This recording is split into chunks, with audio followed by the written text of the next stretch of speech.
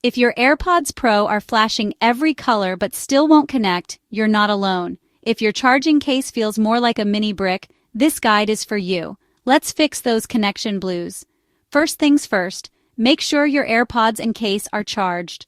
Low battery is often the sneaky culprit here, so give them at least 20 minutes on the charger. Next, a quick clean. Grab a dry, lint-free cloth for the buds and gently wipe. For the case, a barely damp cotton swab works wonders on those contacts.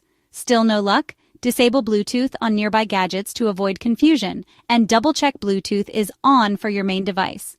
Now, on your iPhone or Mac, forget this device for your AirPods. Ready to reset? Hold the setup button on the case for 15 seconds. Wait for the light to flash amber, then white.